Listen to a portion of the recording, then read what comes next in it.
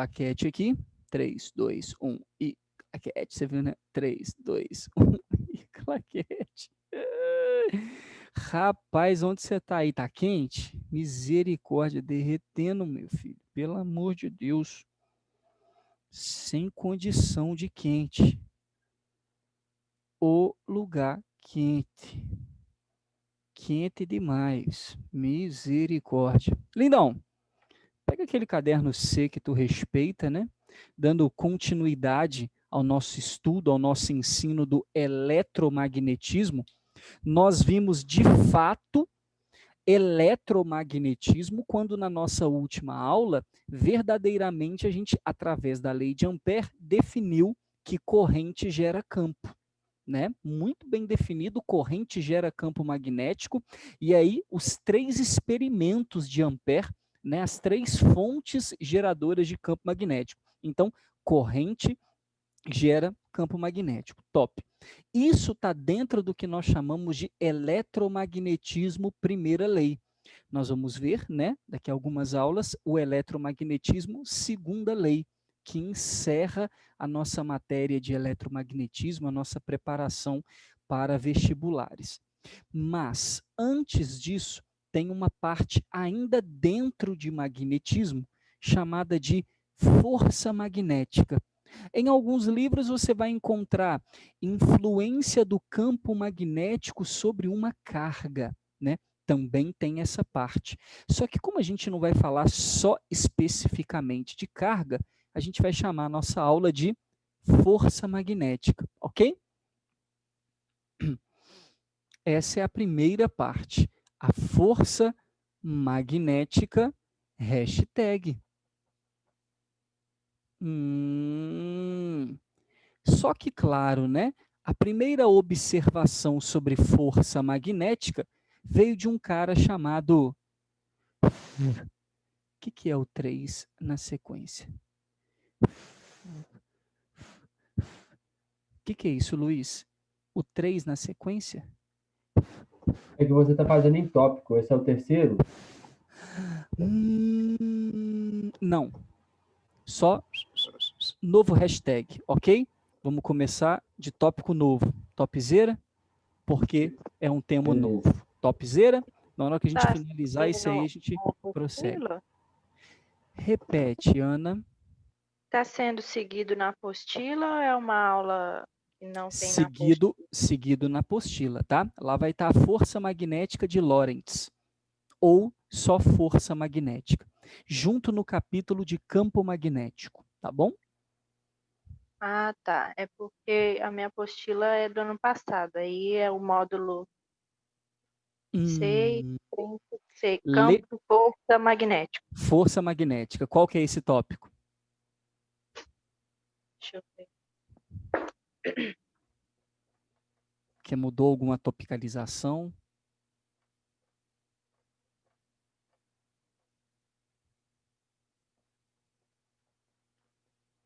O campo magnético, Esse qual tópico é? o nome do capítulo que você fala? O número do tópico. Número do capítulo. Do módulo. Módulo 6. Ah, isso aí. Então, daí em sequência é o que nós estamos estudando. Show? Beleza, obrigada. De nada. Lindões, a força magnética de Lorentz, chamamos assim, né, na França, Laurent, ok? O primeiro cara que observa a força magnética sobre uma carga, né? Fato que ele não tira isso do nada, né? Não se esqueçam disso. Isso vem de uma observação. E qual observação? O fato dele já saber, nessa época, que o campo magnético no planeta Terra é forte nos polos, a gente já sabia disso através de Tesla, ok? Sabemos então que nós temos um polo sul magnético lá em cima, um polo norte magnético lá embaixo, e ali eu tenho a maior concentração de campo magnético. Aí olha que legal. Em torno do planeta nós temos partículas eletrizadas, né? E essas partículas eletrizadas sofrem uma deflexão nos polos, gerando no céu um brilho bonito, né, de conservação de energia e dissipação, chamado de aurora. A aurora boreal, a aurora astral, né? Uma aurora que vai acontecer nos polos. Eu tenho uma certa quantidade de partículas eletrizadas aqui ao lado da Terra, no Equador, né? Eu tenho essa quantidade de partículas também, uma quantidade boa de partículas eletrizadas, mas elas não sofrem o desvio como acontece nos polos, mostrando que o campo magnético lá é forte, tal qual ele consegue desviar cargas elétricas, partículas eletrizadas barra ionizadas, mostrando um desenho bonito no céu. O que Lorentz fez foi correr atrás de uma lei que mostrasse isso. Como que o campo magnético influencia numa carga? Porque como ele influencia num corpo ferromagnético, a gente já sabe, através da indução, né? Eu tenho um campo magnético que induz. Claro, finalzinho, você me lembra, que induz um spin, né, uma movimentação, né, dos nossos elétrons a ficarem com o mesmo spin, e aí uma barra de ferro, naquele momento, se transforma num ímã também, um ímã artificial, legal. Agora, como que um campo magnético, ou melhor, o que um campo magnético faz com uma carga elétrica? O que ele vai fazer com uma carga elétrica? É isso que a gente vai ver. E o nosso querido Lorentz fez isso através de 3 experimentos base, ok? Eu quero mostrar para você como que funciona o experimento, ou as 3 partes da experiência de Lorentz, ok? Ele fez essas 3 partes usando um campo magnético, tá aqui, tá? Campo magnético uniforme, esse é o experimento 1. Esse é o experimento 2. E claro, agora que você sabe, né? Esse é o experimento 3. Agora que você já sabe o que significa um xizinho, né? A representação vetorial para campo, enfim, para qualquer vetor, né? Aqui em questão para o campo magnético, vamos representar por B, A, B, e aqui também o nosso B. Show? Campo magnético que aqui ele é uniforme, né? Eu consigo perceber isso através das linhas, né? Igualmente separadas, bonitinho. Campo magnético uniforme. Tem mais uma característica dele, qual é? Está no plano do quadro, top, né? Um campo paralelo no plano do quadro, diferente desse bonito, que eu posso chamar de campo uniforme, né? A minha intenção era colocar o xizinho igualmente espaçado, não ficou tão perfeito, mas eu tenho um campo magnético uniforme, só que esse cara não está no plano do quadro. O que esse campo está fazendo aqui?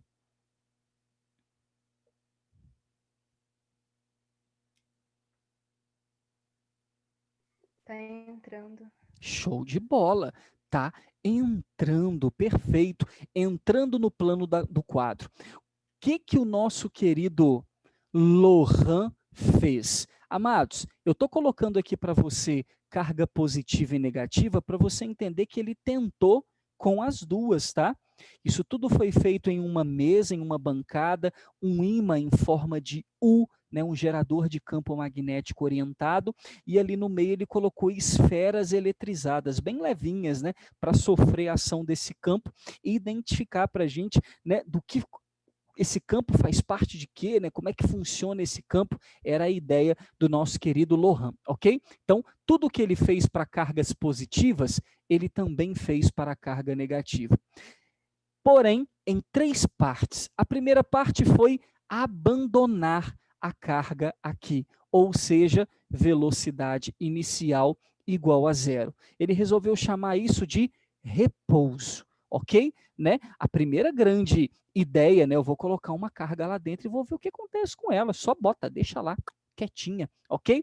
No momento em que ele colocou, abandonou as cargas ali na presença do campo, ele observou que nada acontecia com elas. Ou seja, um corpo em repouso tende a permanecer em repouso se a força resultante for nula. Então, se ele colocou a carga lá e ela não arredou o pé, não foi acelerada, nada aconteceu com ela, ele veio e escreveu: a força magnética para cargas em repouso vale 0. Ou seja, não pode ser em repouso. E aí ele pensou, faz sentido.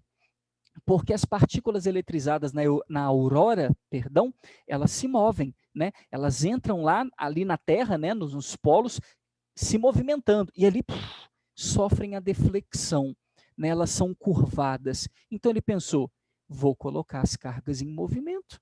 A força magnética, então, é função da velocidade. Para partículas em repouso, ela não existe. Então ele veio e lançou as cargas para...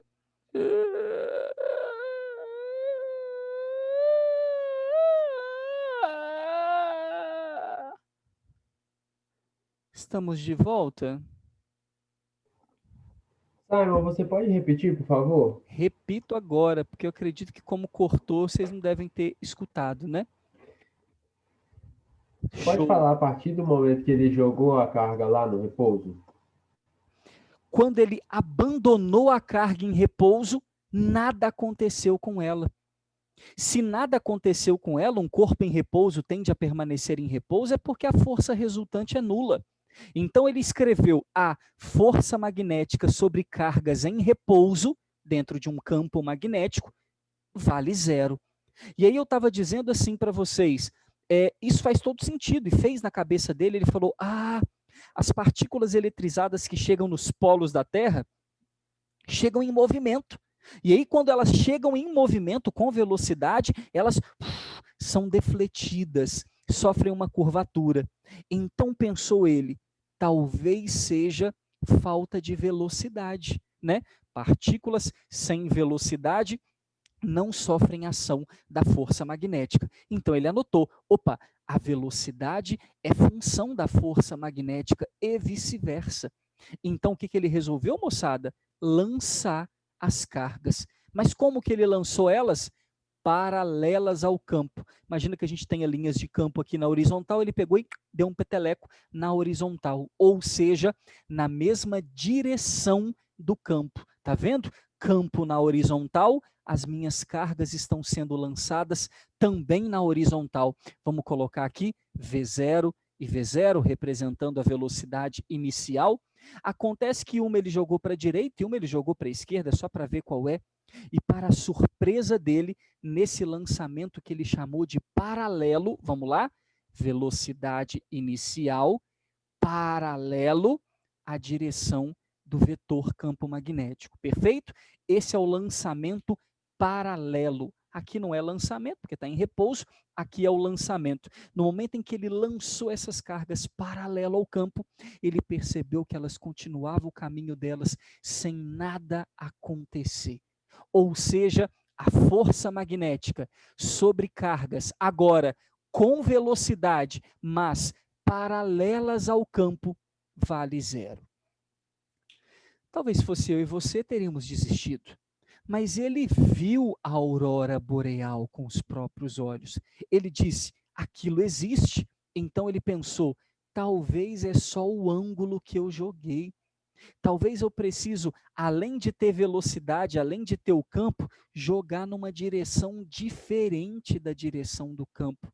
E aí foi quando ele resolveu fazer esse experimento, experimento final, o famoso lançamento pá, que nada de pá, P, o famoso lançamento perpendicular. Olha que bonito, a velocidade inicial perpendicular à direção do campo magnético. Todo mundo entendeu isso? Que o nosso campo está entrando e a partícula está indo para a direita? Show de bola? Né? Simon, O nosso o campo... X é quando ele está entrando? Exatamente. E pontinho ou bolinha quando ele está saindo. Top? Eu escrevi errado aqui. Valeu. E lembra disso aqui, tá? Da flechinha. Quando a flechinha está entrando no quadro, você vê a bundinha dela. Top? E quando a flechinha está vindo na sua direção, você vê a pontinha dela. Então, Beleza. entra na bundinha e sai da cabecinha. Show? Não esquece disso. Perfeito? E aí ele resolveu fazer o lançamento perpendicular. E para surpresa de todos, quando ele jogou essa partícula perpendicular ao campo, ele percebeu que ela sofria uma deflexão.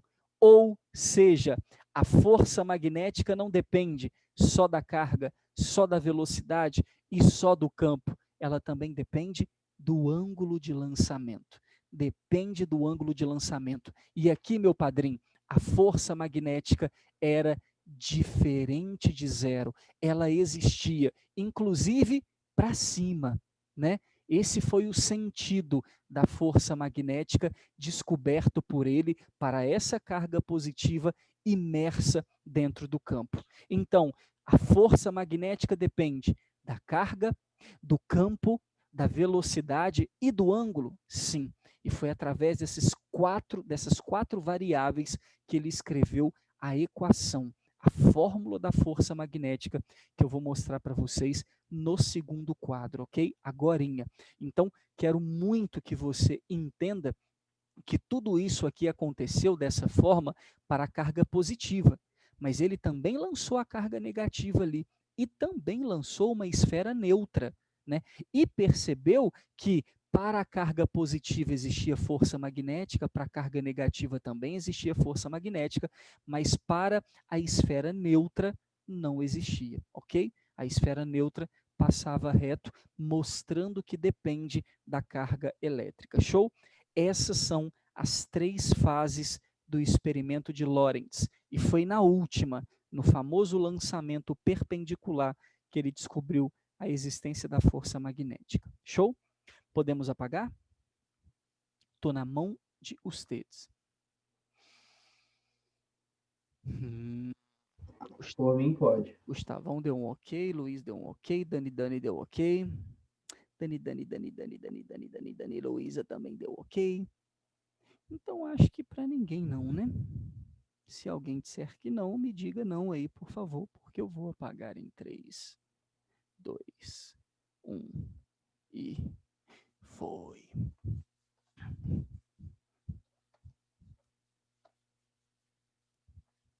Simon, você vai me lembrar por que aquela força magnética apontou para cima, né? Claro, com certeza eu vou te lembrar disso aí. Então, representando aqui para você, ó, o campo magnético entrando, conforme nós estávamos trabalhando ali, show de bola. Tá aí, ó, o lançamento é perpendicular, né? A nossa carga positiva vai entrar aqui, ó, perpendicular ao campo magnético. Show? Essa é a sua velocidade e o módulo da força magnética sobre aquela carga nós vamos chamar de quem vê bem sem óculos, ok? Tá lá, ó, quem vê bem sem óculos. Aonde, claro, né, o nosso Q é a carga, show, V é a velocidade, B é o nosso campo magnético, show, e θ, que é o ângulo entre a velocidade e a direção do campo magnético. Esse é o nosso θ, que neste caso aqui vale 90 graus, né? Afinal de contas, o campo magnético está entrando e a velocidade está indo lá para a direita. Então, estão cruzando, show? 90 graus entre eles. E desta forma, eu tenho no lançamento perpendicular a máxima força magnética que uma partícula pode ter. Afinal de contas, a força magnética aqui sobre essa partícula vai ser quem vê bem. Ah, mas por quê? Porque o seno de 90 graus vale 1. Então, como o seno vai de 0 a 1, eu tenho, quando o ângulo for 90 graus, o seno máximo. Por isso, a força magnética máxima no lançamento perpendicular. Carga em Coulomb, velocidade metro por segundo, o campo magnético em Tesla, só assim para você encontrar a força em Newton, ok, moçada? E aí nós temos a força magnética. Sendo ela um vetor, ela tem módulo, direção e sentido. A direção e o sentido dessa força será representada pela asterisco regra do tapa. Show? A regra do tapa, conhecida como regra da mão direita. Outra da mão direita, Simon? Outra da mão direita. Porém, agora nós vamos trabalhar com 3 variáveis: campo magnético, velocidade e força. Né? Tá aqui, ó. Campo magnético, velocidade e força, já que carga não é vetor, né? Então não entra na regra da mão direita. Então nós temos 3 variáveis, por isso não dá para usar aquela regrinha que nós aprendemos, né? Vamos usar a mão direita aberta para dar o tapa, ok? Como que eu vou dividir a minha mão direita? Em 4 partes, ok? Olha lá, dedos representando o campo magnético, tá lá, dedos apontados lá para cima, polegar representando, vamos deixar a mão aberta, polegar representando a velocidade e palma da mão e dorso da mão representando a força magnética. Mas por que 2 sentidos? Por que a palma apontada para cima e o dorso apontado para baixo? Porque quando ele fez a experiência com cargas positivas e negativas, viu que enquanto a positiva curvava para um lado, a negativa curvava para o outro. Então é claro que o sinal da carga interfere no sentido da força magnética, ok? Então nós vamos dividir a nossa mão em 4 partes. Nós temos os dedos, que representam o campo magnético. O polegar, que representa a velocidade da carga. A palma da mão, que vai representar, fiz errado aqui, a força magnética, porém, olha lá que bonito, para cargas positivas.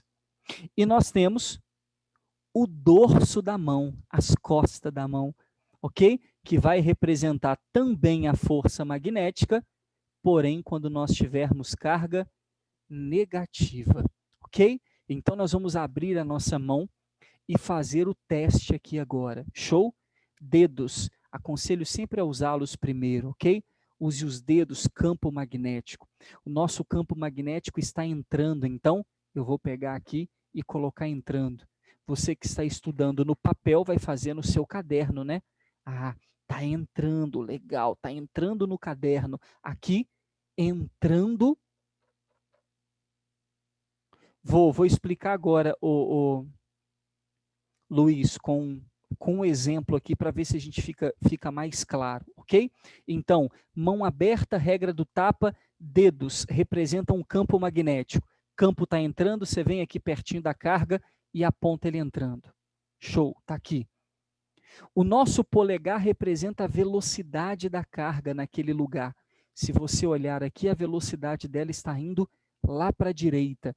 Vou pegar o dedão e vou quebrar ele? Não, vou virar a minha mão. Olha lá, que chique. Então, recapitulando, dedos representam o campo magnético. Como o campo está entrando, eu aponto entrando no quadro. Meus dedos estão querendo entrar no quadro. Velocidade, dedão, polegar para a direita. Está aqui. Agora, é só você olhar para onde aponta a palma da mão ou o dorso da mão. Porque a força magnética está exatamente aqui, ó, ou aqui. Depende se a carga é positiva ou negativa. Como a carga é positiva, palma da mão. Então, bora repetir então do início? Deixa a mão aberta, ok? Eu preciso que você enxergue um eixo tridimensional. É isso que a sua mão representa aqui agora. Tá vendo? Como se eu tivesse eixo X, eixo Y e o Z. É isso. Muitos alunos fazem a regrinha dessa forma. Atirando, né? Dessa forma, como se eu tivesse campo magnético, velocidade e a força magnética. Só que lembre-se, isso aqui só vale para carga positiva, tá bom? Porque tá vendo que ele representa o sentido da palma da mão? Então, gostaria que você visse aqui na palma da minha mão um outro vetor, 3. Então, dedos, polegar e palma da mão. Pronto. Esse é o eixo tridimensional que eu tenho. Então, vamos recapitular. Dedos, campo magnético entrando, top. Polegar, velocidade para a direita, top. Se a carga é positiva, a força está na palma da mão. Para onde aponta a palma da mão? Para cima. Ou, como diz a regra, né, do tapa. Para onde eu vou dar o tapa? Para cima. Puf! Então, a nossa partícula positiva recebe a ação de uma força magnética para cima. E por isso, claro, por inércia, ela já está indo para a direita, né? Então, ela vai começar a subir. Só que acontece que quando ela chegou aqui, ó, ela começou a encurvar, dando para esse movimento uma cara de movimento circular uniforme, que é o que eu quero trabalhar com você a partir de agora. Aí você fala, Simon, mas por que ela continuou encurvando? Simples. A sua regra do tapa depende da velocidade do dedão, do polegar. Eu não sei se você concorda comigo, mas olha a velocidade aqui. Agora, quando ela chegou aqui, olha a velocidade aqui. Vocês concordam comigo que essa velocidade em pretinho e essa velocidade em pretinho já não é mais mesmo aquela do início? E se você fizer comigo a regra de novo do tapa, vamos lá? Dedos, campo magnético, entrou. Polegar, velocidade para a direita. A palma da minha mão aponta para cima. Agora, vamos colocar a minha mão aqui, ó, e vamos seguir com o polegar fazendo tangente. Olha isso. Olha que a palma da minha mão está apontada aqui para dentro. Agora, olha quando chegar aqui. Campo entrando, polegar para cima, porque a velocidade está para cima, a velocidade é sempre tangencial. Tarsis falou muito isso para você lá naquele movimento, ok? Não aceleração tangencial, Luiz, velocidade tangencial, ok? Por que não aceleração tangencial? Porque o movimento é circular uniforme, ou seja, a velocidade é constante.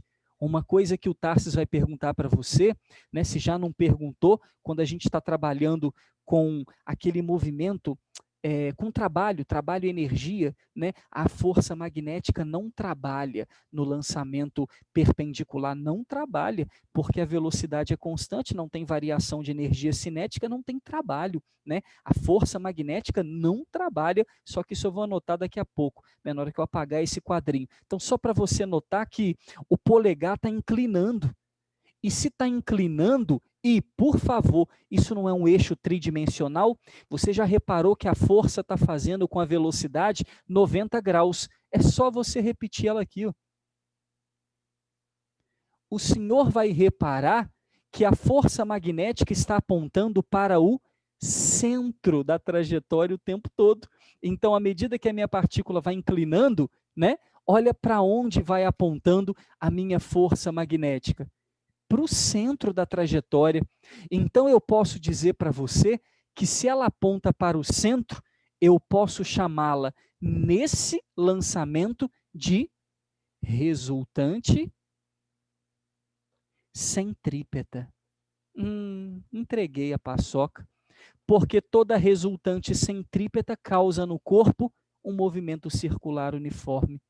E por isso, no lançamento perpendicular, a força magnética se comporta como uma resultante centrípeta, mantendo o movimento da carga circular, mas ao mesmo tempo uniforme. Ok? O que significa isso, Simon? Significa que a gente tem muito trabalho ali, né? A força magnética não trabalha não, mas em compensação a gente trabalha. Por quê? Se isso aqui é um movimento circular uniforme, o doidão pode perguntar para você sobre essa carga, o período, a frequência, a velocidade angular, a força centrípeta, a aceleração centrípeta. Olha quanta coisa, padrinho.